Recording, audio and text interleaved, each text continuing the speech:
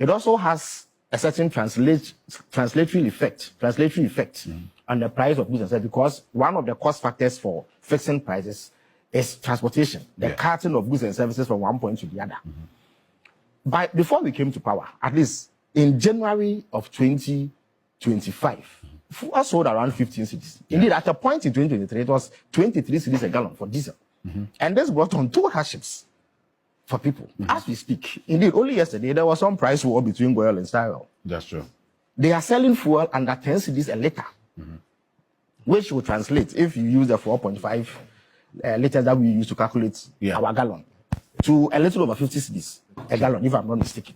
But before we came to power, a gallon of fuel was hovering close to 100 Ghana cedis. And this was creating severe hardships for the people. I've been checking average.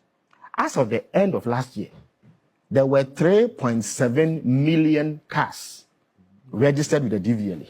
3.7 million cars. What this means is that the reduction of fuel has at least ensured cost savings for 3.7 million cars. Out of these, just over 2 million are privately owned.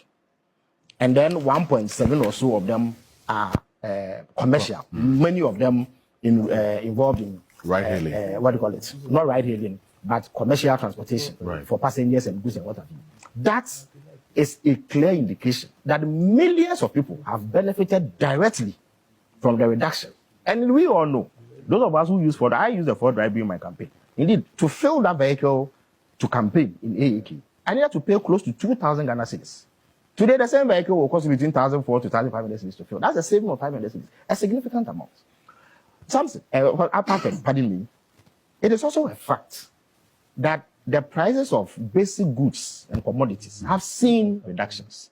In fact, when the budget was read in 2024, you know, the moment the CD began to appreciate, people began to demand corresponding reductions in the price of goods and services. So the Trade Committee of Parliament summoned Guta and put it to them that there are complaints that you have failed to respond adequately to one of the key factors for your price, which is exchange rates.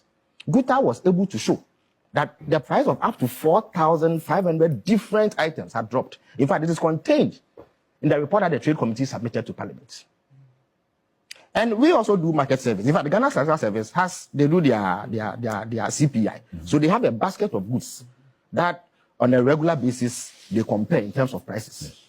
This list that I have here, from cement to fuel, to iron rods, to beans, to water, maize, rice, oil, sardine, tuna, yam, palm fruits,